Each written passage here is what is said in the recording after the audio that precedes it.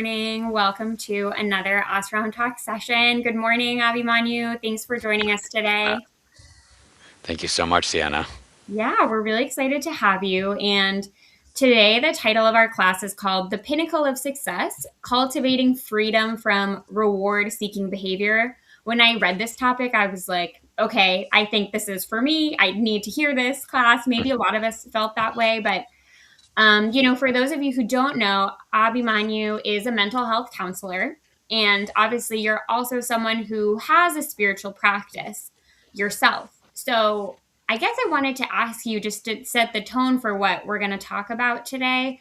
Do you see when you're working with individuals, right, in your job, do you feel like kind of in our society, we develop this natural tendency toward reward seeking behavior? And again, I don't know to what extent it's culturally conditioned. I'm sure those messages do come from other people. I mean, we have our iPhones and our iPads and our i this and our i that. There is marketing that works the way it does for a reason. So part of it would I'd say come from cultural conditioning. Part of it is also just again we see the world from our own eyes. We see the world from our own point of view, and so it's sort of the unconscious assumption that I'm kind of the protagonist of the story here because we see it in first person. We don't see ourselves in third person, and so from what I understand, both from the academic side as well as from the Yeah. viewpoint of the Bhagavad Gita, that our false ego, our false identification with matter, it has us sort of seeking reward, trying to secure our interests, or at least trying to secure what we think our interests are. And so yeah, I think part of that is due to cultural conditioning, but a lot of it is just like a very deep. I mean, not quite spiritual because it's not. I don't know that it's inherent to the soul itself. That sort of maybe selfish reward-seeking behavior. I know within our Vaishnava theology, when there's the true Sevananda, when the soul actually reaches that exalted point of pure love of Godhead, they're not, those personalities, they aren't seeking reward anymore because they're already Atmaram, they're already fully, completely satisfied within the core of their hearts, and so there's no reward for them to seek. They're only seeking the pleasure of Sri Krishna. Of course, that is what we aspire for, and it's something we have to practice. What's interesting is in his Dashmula Tattva, in his 10 root teachings of, in his summary of the teachings of Lord Chaitanya, Srila Bhaktivinoda Thakur, he broke the whole philosophy into 10 fundamental teachings. And the one on sadhana, the process, he says, sadhanam shuddha bhakti. It almost sounds like an oxymoron because the practice when we're in the conditioned stage is shuddha, pure devotional service. I say it sounds a little oxymoronic because how can I practice pure devotional service when I'm still conditioned? My heart is not pure. I'm not free of material desires. And yet, that is precisely what we have to practice. We have to practice doing pure devotional service, serving Krishna without any, again, without the intention of trying to get any material reward out of it. And so yeah, it is a very deeply conditioned thing since time immemorial. We're sort of turned away from Krishna. We're trying to pursue, again, what we think is our own interest based on the variety of false egos we've developed about I'm this body, I'm this mind, I'm of this country, I'm this gender, I'm of this career, whatever it is. And so then we try to pursue the interests of that false ego, of that identity. Yeah, that's fascinating. I think I see reward seeking behavior as something that's just very prevalent in general, and we've been discussing it, in these past few classes, but again, I think it's really interesting that you're saying, I don't think it's cultural. I don't think it's generational. It actually goes much deeper than that, right? So I'm really excited to explore that today. Colleen is joining us again. Welcome, Colleen. We're really Thank you, excited to Colleen. have you here and hear your comments, your questions. So whenever you're ready, Abhimanyu, we can get started for today, okay? Yeah, I'm ready. Let's do it. Great. So I will offer my prayers to our acharyas to invoke auspiciousness and also to invoke the proper mentality for serving the topics of Sri Krishna. Vandehang Shri Guru Shri Yuta Padakamalang Shri Gurun Vaishnavangscha Shri Rupam Sagajatam Sahagana Raghunatan Vitam Tang Sajivam Sadvaitam Savadutam Parijana Sahitam Krishna Chaitanya Devam Shri Radha Krishna Padan Sahagana Lalita Shri Vishakan Vitangshan Vancha Kalpatarubhyascha Kripa Sindhubhyeva Cha Patitanang Pavanebhyo Vaishnavebhyo Namo Namaha Shri Chaitanya Manobhishtang Stapitang Yena Bhutale Svayang Rupa Kadama Hyang Dadati Swapadantikam Jaya Shri Krishna Chaitanya Prabhu Nityananda Shri Advaita Gadadhara Srivasadi Gaura Bhakta Vrinda Hare Krishna Krishna Krishna Hare Hare Hare Rama Rama Rama Hare Hare. All right, and so our topic for today, the pinnacle of success, cultivating freedom from reward-seeking behavior. And so this topic, it was actually, I was having a conversation with my father about some things I was interested in, and you know, different areas of my life where it's like, sometimes I tend to be thinking about money a lot and things like that. And so he shared a quote with me by an author named Thomas Wolfe, ironically, well, similar last name to mine. And the quote is that you have reached the pinnacle of success as soon as you become uninterested in money, compliments, or publicity. And my father, he went into detail about how the truly Brahminical mentality is that we sort of, in the mode of goodness, it means we're doing what we need to do. We're doing our duty without any expectation of a certain result. And so that's very Brahminical work. At the same time, we acknowledge that, in certain, there is the Vaishya mentality in terms of our Varnashram Dharma where, they go into a business with a for-profit mentality.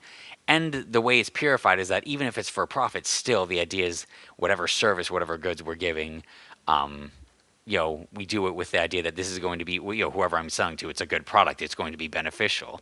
It's going to uplift people and improve the quality of their lives. So he said, if you're not fully in that mode of goodness and that Brahminical mentality, the Bhagavad Gita, Varnashram Dharma, it does leave room for the, you could say, noble Vaishya mentality where, you are looking for a profit, and at the same time, you're making sure that whatever you're giving is worth the profit. It's with integrity. Still, though, the point does stand that as far as our aspiration goes, again, as that quote goes, you have reached the pinnacle of success as soon as you become uninterested in money, compliments, or publicity. And so in that connection, we come to our Bhagavad Gita quote for today, where Sri Krishna, he talks about kind of letting go of attachments to the modes of material nature, letting go of whatever it is we're seeking in this world to ultimately act for the pleasure of Sri Krishna. And so Sri Krishna says, Gata sangasya muktasya jnanavastita chetasa yagyaya charata karma samagrang praviliyate. The work of a man who is unattached to the modes of material nature and who is fully situated in transcendental knowledge merges entirely in transcendence. And so, in his purport here, Srila Prabhupada, he talks about how one who's fully Krishna conscious, they become free from all dualities and they become liberated, so to speak, because they know their constitutional position. They know I'm an eternal servant of Krishna. What I'm doing, my very being of who I am, I'm an eternal spirit soul, and my true interest is actually in serving Sri Krishna. And so when we really come to believe that, when we really come to identify with that, then our mind naturally just flows towards Krishna. Right now, my mind might be flowing towards money or towards disrespect or respect or whatever it is. But the more I become fixed in my identity as an eternal servant of Krishna, then my mind naturally goes to him. And what's interesting is that the name that Krishna uses for himself in this verse is Yagya. The word Yagya means sacrifice, and Yagya is also a name of Krishna or Vishnu. And so Yajna is that which we do for the sake of Yajna, or for the sake of Sri Krishna himself. And so for a Krishna conscious person, Srila Prabhupada says, therefore all his works are technically sacrifices, Yajna, because sacrifice involves satisfying the Supreme Person, and the resultant actions of all such work certainly merge into transcendence, and one does not suffer material effects. And so the reason I was reminded of this quote by Thomas Wolfe about what the pinnacle of success really is just that there's a book called the Mana Shiksha by Srila Raghunath Das Goswami. It's I believe it's 11 verses, if I remember correctly. And in these 11 verses, Srila Raghunath Das Goswami, he gives very poignant key instructions for the spiritual practitioner to recognize all of both the gross and subtle anarthas, or obstacles in the path of a aspiring bhakti yogi. And when he gets to the very root of them, that, okay, there's, first of all, there's just things like ignorance of who we are, ignorance of what the ultimate goal of life is, ignorance about who Krishna is. Then there's, the six enemies, so to speak: lust, anger, greed, madness, illusion, envy. Also pride. Pride he mentions being a big one. Hypocrisy. Even more subtle is hypocrisy. But then even more subtle than hypocrisy itself is what is called pratishta asha, or the desire for prestige. It's not prestige itself that's necessarily harmful for the spiritual practitioner, but the desire for prestige it's said it's the most difficult to give up of all contaminations of the heart, and it is the root of all other contaminations. That even if one has given up all unhealthy or sinful habits, even if one has conquered, has let go of lust, anger, greed, envy, even if one has, given up pride, if one's no longer hypocritical, but if there's still that desire for prestige, that, I want to be recognized as a highly advanced spiritualist, I want to be recognized as a highly learned devotee, I want to be recognized as a pure devotee. I'm doing such deep meditation every day, and deep down I'm wanting to be recognized for it. It's the most subtle of all contaminations of the heart, and again, the root of all of the others. And so it is just interesting that even in the secular field, there's some sense of being aware that, when the way we know we're truly successful is when we can give up the desire for prestige, the desire for money. Early in the Srimad Bhagavatam, Srila Prabhupada explains that the most unhealthy thing is to be dependent materially on the mercy of another. Spiritually, we understand that the material body can die at any time. We're always interdependent. We're always dependent on the mercy of Sri Krishna, especially in the process of Bhakti Yoga. That Bhakti is a Shakti, a divine energy of the Lord that descends into our heart. It's not just something where I sort of force myself into it by willpower. It's a matter of mercy. And so, it's a matter of mercy. It's not just something I can force upon myself. And so, I have to recognize, with a humble attitude, I'm praying for that devotional mood to arise within myself. I'm not having any sort of arrogance that I'm the one creating this or making bhakti or devotion to God appear within myself. I'm just recognizing that I'm simply a humble servant, and I'm praying for that mood to descend. And so in the Manashiksha, Srila Raghunath Das Goswami, he identifies the desire for prestige as the issue, and the solution he gives for us for it is to always remember and serve the incomparable commanders in the army of Sri Chaitanya. Basically, those spiritualists who have perfected themselves, the line of our acharyas or saintly preceptors. By remembering their conduct, by remembering their teachings, it gradually uproots that desire for prestige, for recognition from others.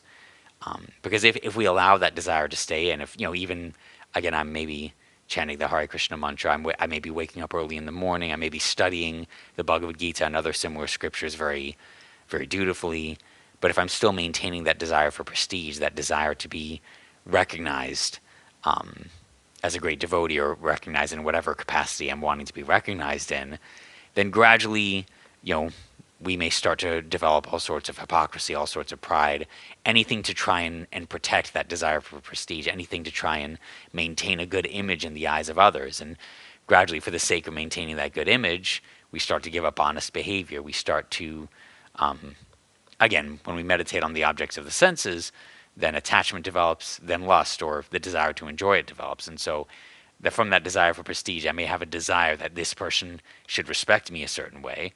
And that then goes, we were at what the most subtle anartha, the desire for prestige, but very quickly it brings us right back to one of the more grosser anarthas, kam or lust, the desire that this person should respect me a certain way.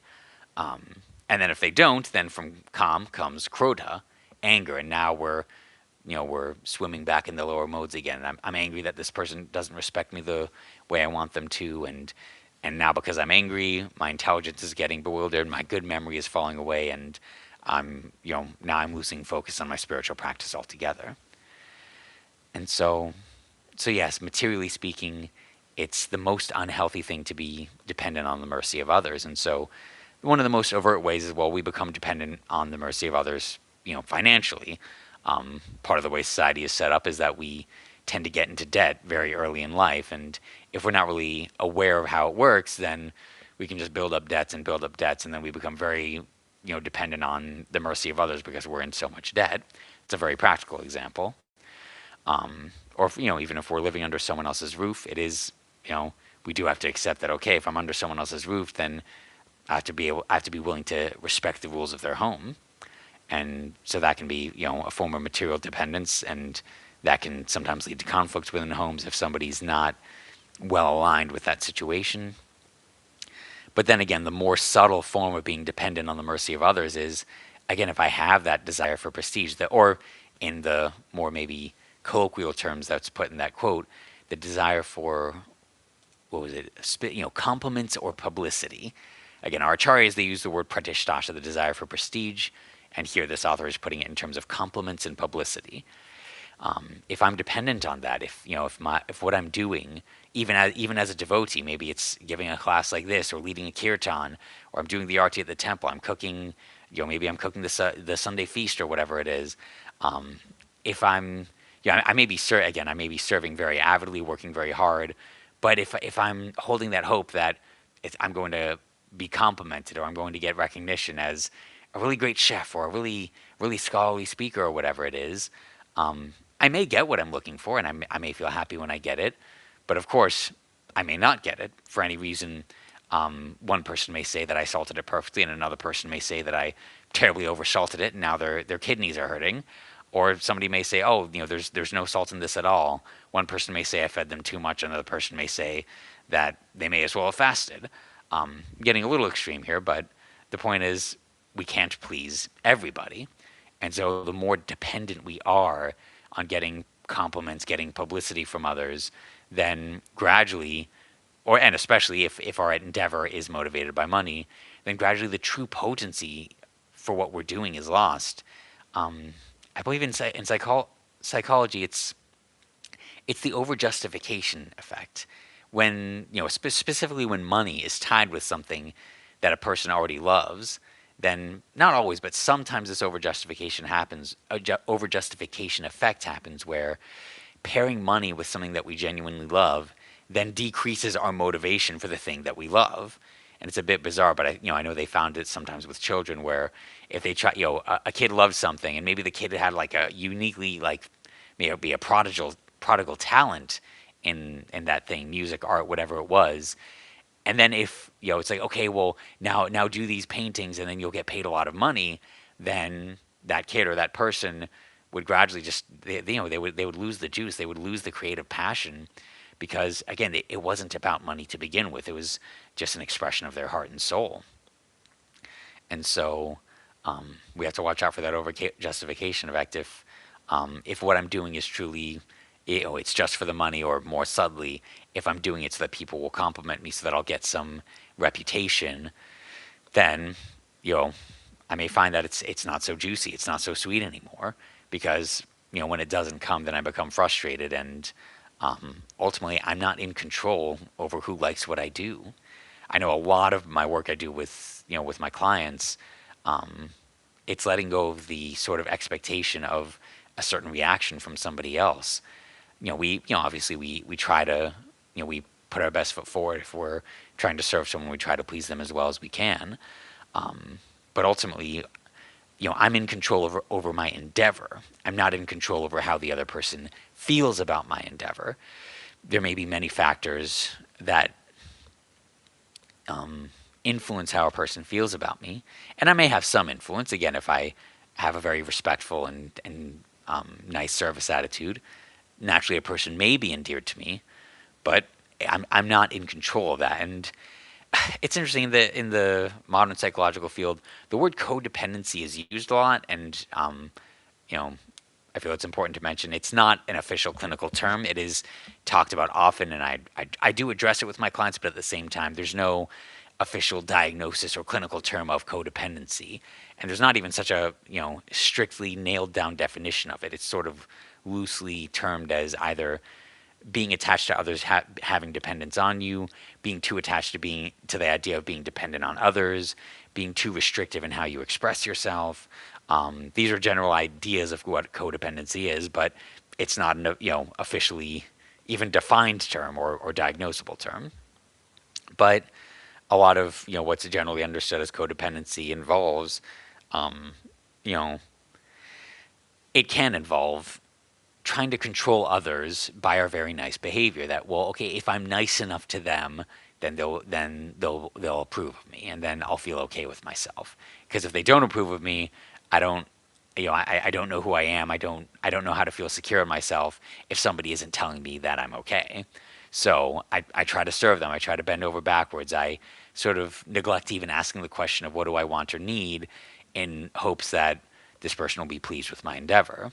And so again, because the motivation is to try and get a certain positive reaction out of this person, I start to get really resentful. I start to get really unhappy. Even though externally it looks like I may be a very humble servant and I don't complain a lot, but inside, if I notice that I'm developing a lot of resentment, it could be because my motivation is, well, yeah, I'm serving this person and they should be pleased with me. It's not as much as I'm serving them and as little as I may even be complaining, there's still the expectation that they should be pleased with me, and thus it's not unconditional love. Definitely in the Bhakti tradition, again, sadhanam shuddha bhaktim, our practice is unconditional love for Sri Krishna, unconditional surrender to the absolute truth. And even in the secular field, I know there's two books that come to mind. There's Getting the Love You Want by Harville Hendricks and The Road Less Traveled by M. Scott Peck, where they talk about the importance of the idea of unconditional love. Unconditional love, it's, in really simple terms, it's a conscious choice to do what's in the other person's best interest. It's a conscious choice to give, irregardless of what's given in return, and irregardless of even what emotion I happen to be feeling in the moment. It's my conscious choice to give. I know in The Road Less Traveled, M. Scott Peck, he goes as far as to say that love begins when the good feelings end. And in this case, he's talking specifically about romantic love, but it applies more broadly that true love is not just, okay, well, when I'm feeling really good about it and I'm feeling butterflies or whatever, then of course I'm going to serve. I'm whether speaking sweet words or trying to do some nice act of service, arrange a nice date or something like that. Naturally, when there's a lot of good feelings there, it's a little more natural to do these things. And so what he's asserting is that, yes, that's good. That's how nature is. That's how we are naturally created to be. So there's nothing wrong with that. And he asserts that, again, when the honeymoon phase, or when those good feelings subside, when those good feelings end, that's when true love really begins, because now I'm not offering service because of some hormonal rush of good feelings. I'm offering service because this is my integrity. This is my choice. This is my commitment to the relationship. This is my This is who I am. And the paradox is, when one truly gives unconditional love. Now I'm switching between books. In the book Getting the Love You Want, two things about unconditional love that he explains that I found very fascinating. One is that we all have this visceral, instinctive understanding of unconditional love because we had it from our parents. That when we were children, we were being changed. We were just kind of being fed. Our diapers were being changed. We would throw up. Everything would be cleaned after us. our parents would just, or caregiver would just give and give and give, and there was no expectation of return. If they cooked for us, we were not washing the dishes for them. We were not mopping the floor for them. We wouldn't go turn off the lights in the evening. We wouldn't give them a back rub afterwards. We just took and took and took and took, and they just gave and gave and gave and gave. And so, yeah, and from what I've heard from, I believe it's from Srila Prabhupada, but from our acharyas in general, that basically the closest thing to unconditional love in the material world is a mother's love for their child. Again, it's just giving and giving, and the little baby, they don't give in return. Obviously, they say it's the closest to unconditional love because sometimes even between parents and children, expectations can set in, and when expectations aren't met, feelings can get hurt and things like that. There are exceptions, but generally speaking,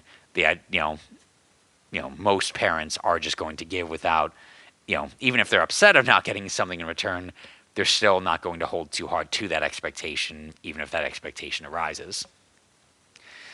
So getting back to the point, we all know what unconditional love feels like because we had it from our parents, our caregivers. I mean, the fact that we survived to the age we are now means that there was enough unconditional love given for us to even physically, what to speak of emotionally, survive to this point. And then another very curious thing about even how our brain chemistry works is that there's some very unconscious part of our brain that doesn't distinguish between giving and receiving. So when we give unconditional love, some part of us feels as if we've received it. And so even in the end, this is right now I'm only talking in the secular sphere. I'm not even talking about Bhakti Yoga, pure devotional service, praying Bhakti. I'm not even talking about that yet. Just within the secular sphere, we deep down know the difference between conditional and unconditional love. And when we give unconditional love to others, on some level, we feel the experience of receiving it just by giving it to another.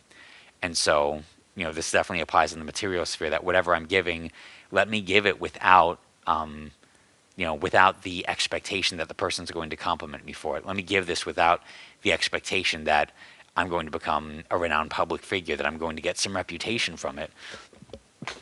Let me give this knowing that, look, whatever is due in my karma in terms of money, as Srila Prabhupada would say, if you're going to get 10,000, then you won't get 10,001. You'll get exactly 10,000.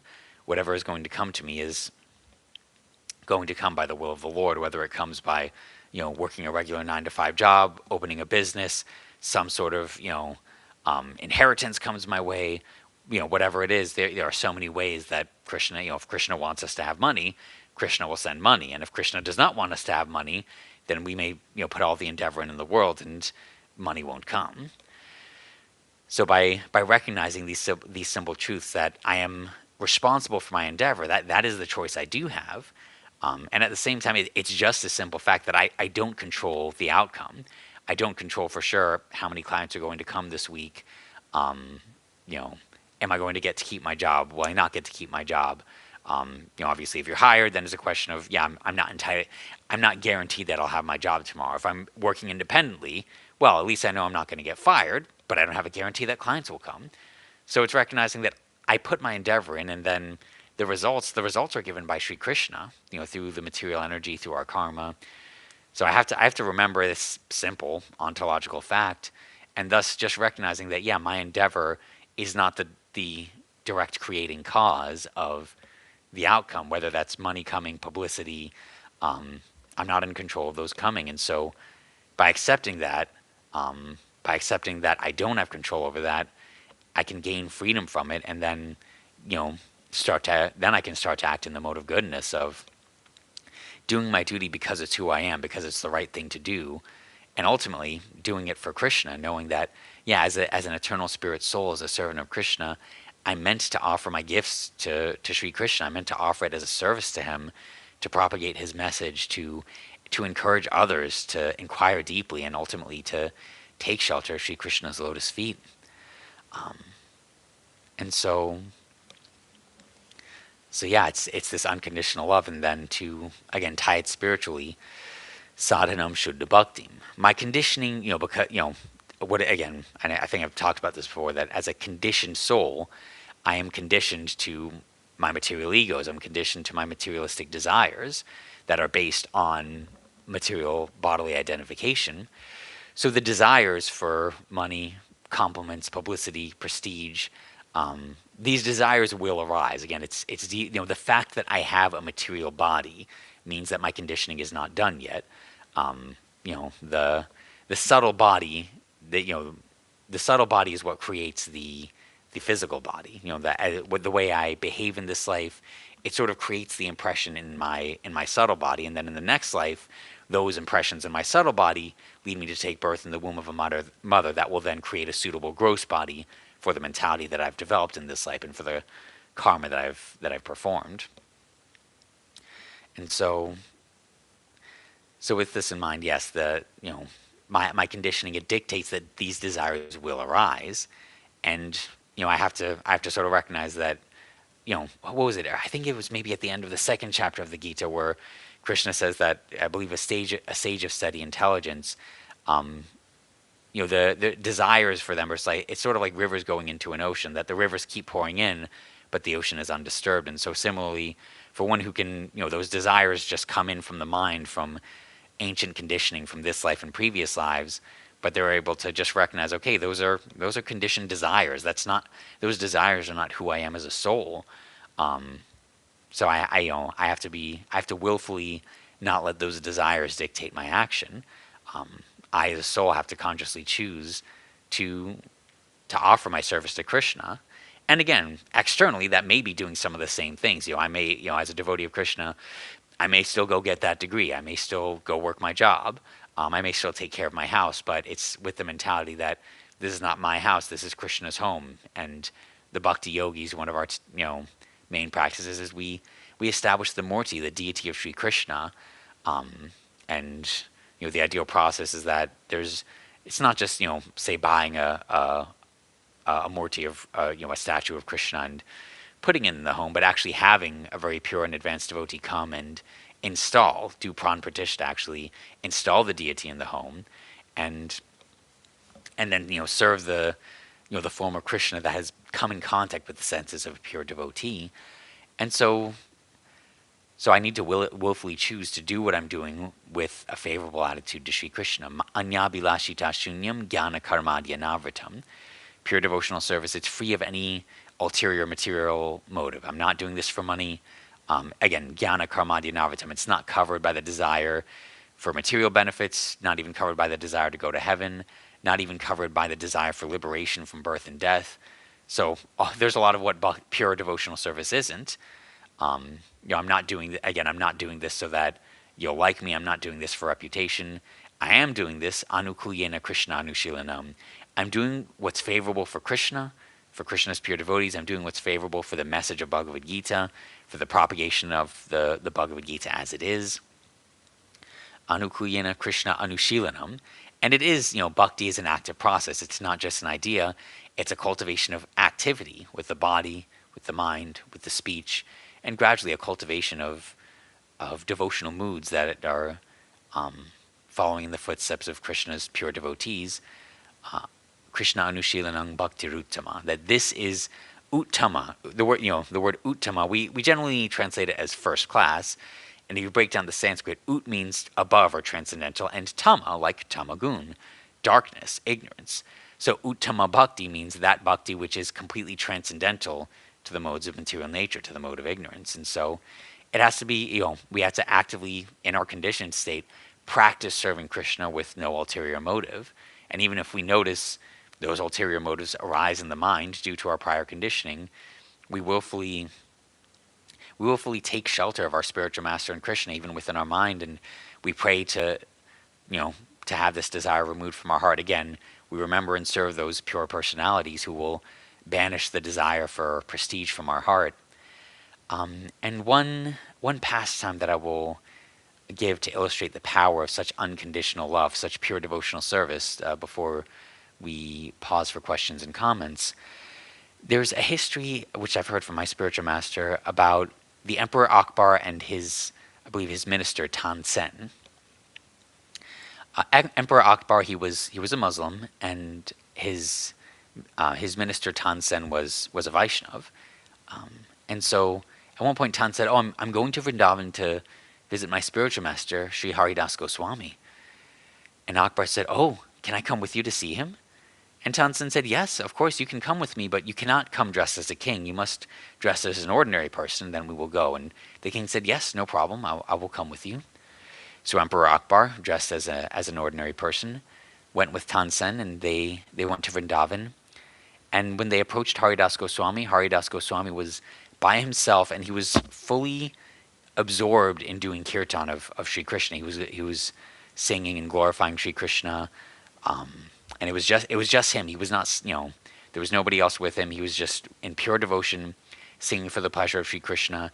And Emperor Akbar felt the most amazing, sublime experience in his heart, and he thought, my life is successful on hearing this divine song, this divine sound vibration. I've never experienced anything like this in my life.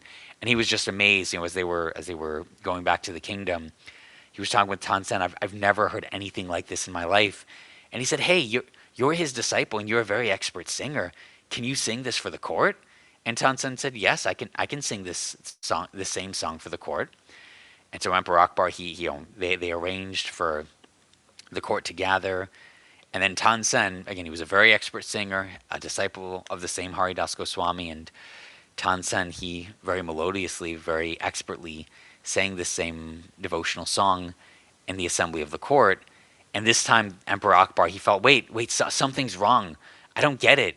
You're singing very beautifully. You're singing very expertly, but I don't feel that same feeling in my heart. What's missing? And Tansen said, well, you told me to sing for the court, and so, I'm so it doesn't have the same potency. I'm singing for the pleasure of the court members, but my spiritual master, he was singing for the pleasure of Krishna. So therefore, it gave a very different experience in the heart. He wasn't singing for the approval or for the pleasure of any audience members. He was chanting exclusively for the pleasure of Sri Krishna. And I remember that, I often remember this pastime, even when I'm trying to do kirtan, to just, to try and remind myself to, even, on one hand, our process is congregational chanting. Generally we're recommended to chant in the company of many devotees. And at the same time, we need to have that, our mentality set right, that I'm not doing this for people to approve of my singing voice or to get a reputation as a big kirtaniya or something like that. I need to, to set my motivation that I'm doing this for the pleasure of Sri Krishna, for the pleasure of my spiritual master, for the pleasure of Srila Prabhupada and Lord Chaitanya. I'm doing this to please them. And then again, externally, it may be the same melody, the same key, same instruments, same everything externally.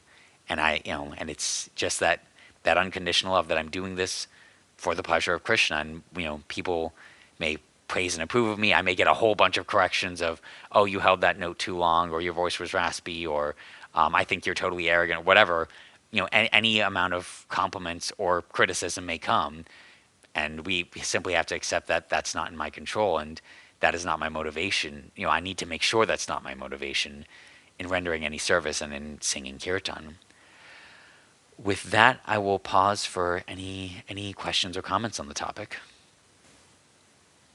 Yeah, thank you so much for everything you shared. And I think your insights as someone who works in the mental health field like really came through and kind of enhanced this topic. So yeah, that's an opportunity that we really that we really appreciate, right? Because I think it's not every day that you hear from someone that has, kind of both perspectives. I think there's so many directions that we could go in here. And like Colleen, if you have a preference, feel free to put that in the comments. But I guess if we go back to this quote that you mentioned, which I think is also an amazing quote at the beginning, the Thomas Wolfe quote, yeah, thinking about becoming uninterested in money, but also in compliments, publicity. You were saying, it is very challenging to overcome specifically this desire for prestige. Yep. um I have questions about like why is that like so inherent in us? But at Mm, the same time, I think, maybe as a mental health counselor this resonates, but there's also like a big conversation right now about self-esteem, right? As like being important for mm, mental health, right? Like I think in a lot of always. parenting books too, like this self-esteem is like really, really emphasized, like instilling positive self-esteem in Mhm. your children as well, or even like developing our own positive self-esteem. Everything is like look in the mirror and tell yourself, how great you are. And I don't know, maybe that does have a benefit for some people. Maybe that helps them to like feel good and get through. But how do we balance this? Like, I don't want to have this desire for prestige, but I also don't want to, like put myself down. Like, is there a fine line there? And I guess what's instinctively coming to me is more from the Bhakti Yogi side is that again it's what kind of ego am I holding, and the ego that I'm meant to be getting in touch with is Jivera Svarupa Hoy Krishna and Nityadas, that I'm the eternal servant of Krishna, and ultimately any other ego, any other sense of I that we hold is going to lead to some sort of anartha. Again, if it's I'm such an amazing great person, that can lead to some desire for prestige if I want to be seen as such an amazing great person. Or if it's I'm a terrible person, I'm worthless, then that's going to lead us to behave in ways that we think a terrible, worthless person will behave. And now that's a lot of the work I do as a counselor. It is working with people with that very poor self-esteem. Oftentimes that can be rooted in bullying or childhood abuse or things like that, where people sort of have it. Sometimes it's just directly told to people as children that you're terrible, you're bad, you mess everything up. I would have been rich and famous if I never had you. Like some people just directly hear those really hurtful things, and then eventually they come to believe them. Some people, it's not so much verbally told to them, but maybe from the way they were treated, especially if there's physical abuse or even otherwise. If there was maybe a lot of conditional love given, then yeah, people can start to believe negative things about themselves, and then that can and then that then can definitely fuel the desire for prestige, because sometimes it's sort of like they don't. Sometimes if people don't really, again, even if we deep down instinctively understand unconditional love, sometimes based on someone's upbringing or conditioning or life experiences, it's sort of like sometimes all we know, at least on a conscious level, is the conditional love of, okay, well, if I do enough, then this person is pleased with me, and if I don't do enough, then this person no longer loves me.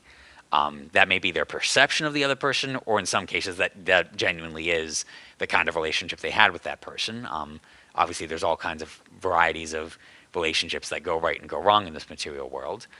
I'm trying to tie this together. So yeah, so definitely based on our conditioning, based on our life experience, sometimes it's like prestige, recognition, compliments, publicity. Sometimes like that's just the best people know. They don't necessarily have such a conscious experience of unconditional love. So it's like, well, no, like compliments is love, and that's kind of what they know love to be. And so it's like they try to people please, as we say in modern vernacular. They try to do whatever they think other people want them to do so that they'll get approval, and they think that they sort of settle for that. They think that that's love. Maybe they don't know better, or even if they instinctively know better, they've come to settle on, oh well, that's the best I can hope to expect. And well, I got their approval, I got their compliments. A lot of people in general seem to like me, and so a lot of times I think it's people just don't really know of a true unconditional love.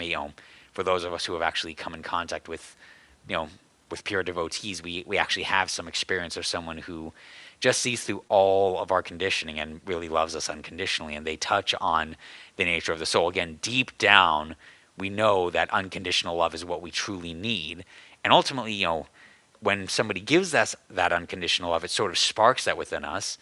And ultimately, again, prema pumarto mahan, that our true need, I'm again acting, reward-seeking activity. I'm acting in my own selfish interests. And ironically, the true self-interest is not, it's prema pumarto mahan, it's love for.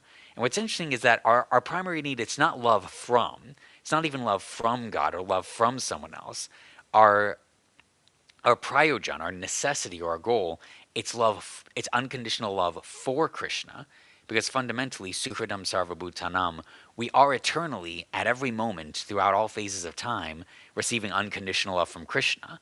And so it's not unconditional love from Krishna or anyone else that's truly our need. Although, in a practical sense, sometimes, yeah, if we don't receive that unconditional love, then our conscious mind doesn't really have a template for it, and then we can settle for all kinds of conditional love. But ultimately, the true necessity of the soul is for us to give unconditional love. And again, both even on the material secular platform we understand it and on the spiritual platform. It's that giving of unconditional love for the object of that unconditional love, Sri Krishna himself, that gives the soul yayatma suprasiditi, our supreme and unending satisfaction. So trying to tie it back to your question, that can